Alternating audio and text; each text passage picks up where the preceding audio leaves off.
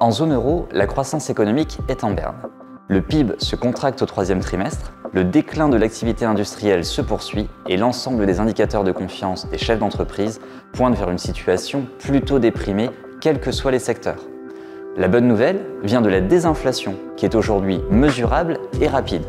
Toutefois, pour le moment, la croissance des salaires reste élevée. Plus préoccupant encore, les salaires corrigés de la productivité accélèrent toujours. Ceci entretiendra les pressions inflationnistes domestiques. Enfin, le marché de l'emploi reste solide, malgré les perspectives de baisse en ligne avec la dégradation de la conjoncture.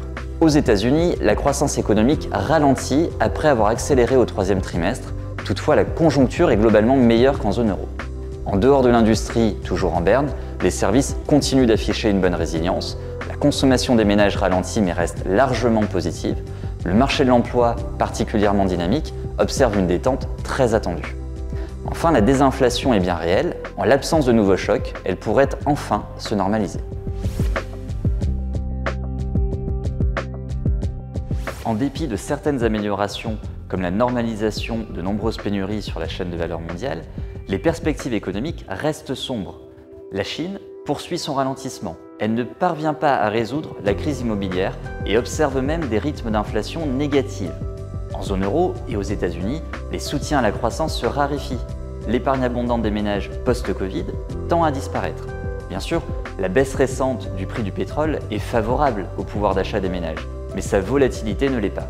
Celle-ci évolue au gré de la production américaine et des réductions dans celle de l'OPEP. Dans ce contexte, ce sont encore les politiques économiques qui détiennent les clés. D'abord, la Fed entrevoit 3 baisses de taux l'année prochaine. Ensuite, la BCE veut attendre la négociation salariale du printemps pour se rassurer sur la convergence durable de l'inflation vers l'objectif. Elle a annoncé une diminution progressive du PEP, réduisant ainsi la marge de manœuvre pour contenir les spreads pays. Cela renforce l'attention des investisseurs sur les budgets pays 2024. Ces derniers devraient être moins favorables à la croissance sans pour autant respecter à la lettre les règles budgétaires européennes.